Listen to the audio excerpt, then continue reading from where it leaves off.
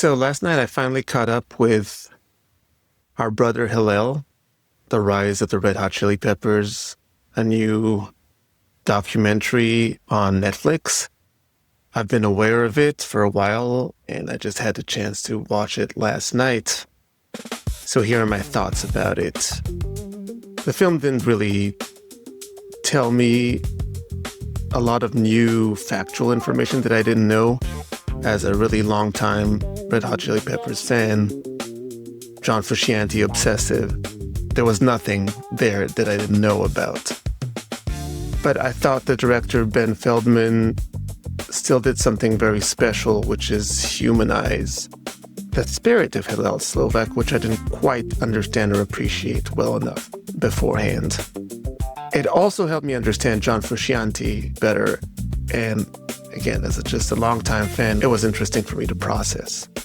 So what we got is a portrait of Hillel as a young guy, and I'd seen barely any footage of him before. There's grainy concert footage you always see of them performing, but honestly, it's so low grade, and the way that the Red Hot Chili Peppers used to perform back in the day when they were just a massive kind of carnival energy on stage, I didn't get much of a sense of the energy and the person.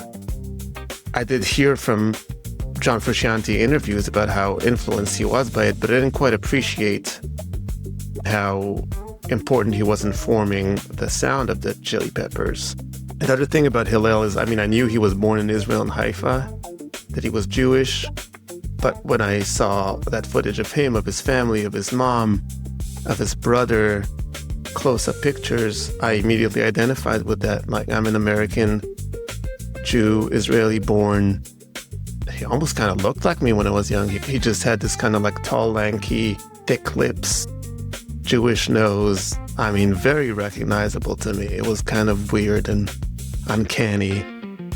And I realized how much of an artist he was, how much of just drawing he did and writing he did in his diaries. Really amplifies the tragedy of losing him at such a young age, because I think he would have turned out to be a really interesting artist in his own right. Now, it's hard to tell. You can see the depth of the person, but it's also very glaring to know that he died at 22 or 23.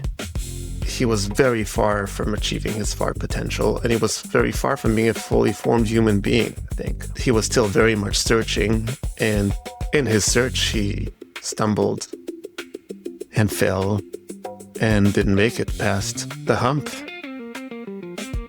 But I also realized something about the Red Hot Chili Peppers, first of all, is that they have managed to carry his spirit, even though he's been dead for 30 plus years. His spirit is still in the band. Those words that they were speaking in the Rock and Roll Hall of Fame when they were inducted, I thought this was just kind of lip service. It's not true. His spirit lives in the band, and they made sure that it stays that way. On that first performance, when they all kind of brought their skills together and performed for the first time, and that magic happened. Let me just quickly mention a few other people and how it changed my perspective on them a little bit. I'll start with Anthony Kiedis, which I am not a fan of. As many people think, I think he is the weakest part of the Red Hot Chili Peppers. Certainly today.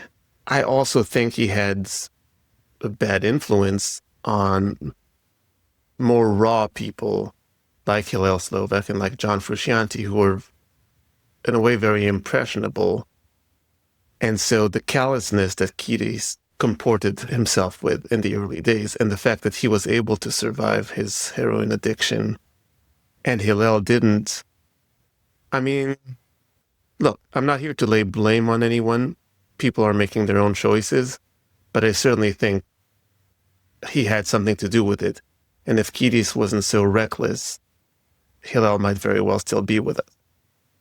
But the other thing about Kiedis is that he doesn't have a lot of talent as a musician, and he's the first to say that I'm not a musician. You see it very clearly in the documentary and in his book, which I read, and I think is really quite a shitty piece of literature, to be honest. If you compare it, for example, with Flea's autobiography, there's just no comparison. He's just kind of a shallow individual in my mind.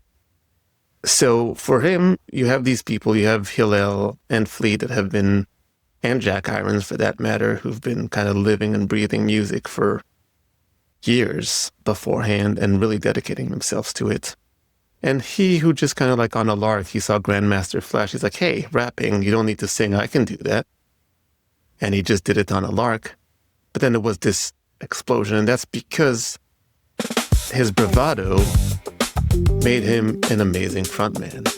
All these little introspective musicians, while producing beautiful art, were not able to connect with the crowd and assault the crowd in a way that Kiedis could. And that was the real game changer. And that puts him in really sharp contrast with Alain Johannes, the other frontman really in Hillel's life. An older friend, someone who had true passion and talent and dedication. And it's just this unfair thing where I think he didn't have the bravado, he didn't have that energy to be a frontman that's going to be as engaging and as explosive energetically as Kiedis is. And so it kind of made me appreciate the fact that without Anthony Kiedis, none of this would have worked, and all of these people would have kind of disappeared into the shallower parts of rock history. That propelling force was this buffoon of a bodybuilder guy who just kind of bridged the audience with the band. Flea, I'm just struck more and more, and he's been doing a lot of interviews because of his new album now of just what an evolved human being he's become. The humility, the emotion, how he cries, the truth behind what he's saying. I think he's definitely been able to part with his ego better than anyone else. Flea is truly grateful for everything that he's received in his life. And Hillel, asked him to start playing bass. I do want to get to John. I've often felt that John Frusciante, part of what makes him so enigmatic is that he's a vessel. He's a vessel that had a problem forming an identity of his own. But instead of there's people who try too hard to be someone else and it turns out as fakeness. John Frusciante is able to absorb other people's essence and energy in kind of a desperate search for identity. I think in different parts of his life, definitely when he was younger. And then when he channels that, he does it better because his own soul that's hidden somewhere behind it, he doesn't have access to his soul. He provides that access to other people. And that's what happened there, I think, when Hillel died and John replaced him. John is in touch with the spirit world, again, for the exact same reasons. And the spirit of Hillel was there talking to him the whole time and guiding him to find his voice and to continue Hillel's project and to evolve it perhaps beyond what Hillel would have ever been able to do himself. In his first stint with the band, through Blood, Sex, Sugar, Magic, and before quitting, John says it himself. He's trying to serve that role that his idol Hillel Slovak played in the band. And in the beginning, he's doing it too literally.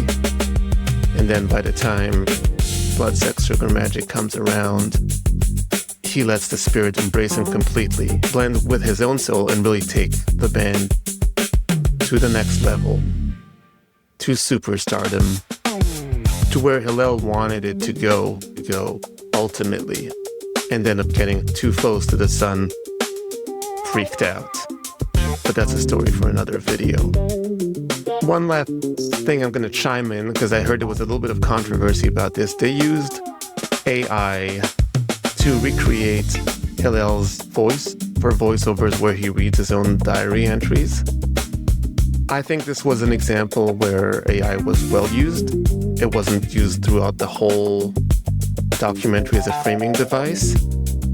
It was used to help flesh out a person who's actually not all that well documented, because despite the fact that they were reaching a certain amount of success together, he wasn't the most vocal person in interviews. There isn't that much of him. Got a lot of photographs, you got the grainy footage, and you have those diary entries. So bringing it alive with AI voice, I didn't mind it. It helped us get into the heads of this young man. It's obviously an artistic choice, just like the graphics, recreating little scenes in their teenage lives. I think this is a completely permissible filmmaker's tool and a good use case of AI. And at the end of the day, it serves the legacy of the art. Seeing the documentary made me miss someone I never knew, recognize myself in someone I never knew, but also celebrate the fact that someone's spirit that departed so young is still so alive and vibrant in the world today. What do you think? Did you see the documentary? What's your take on it?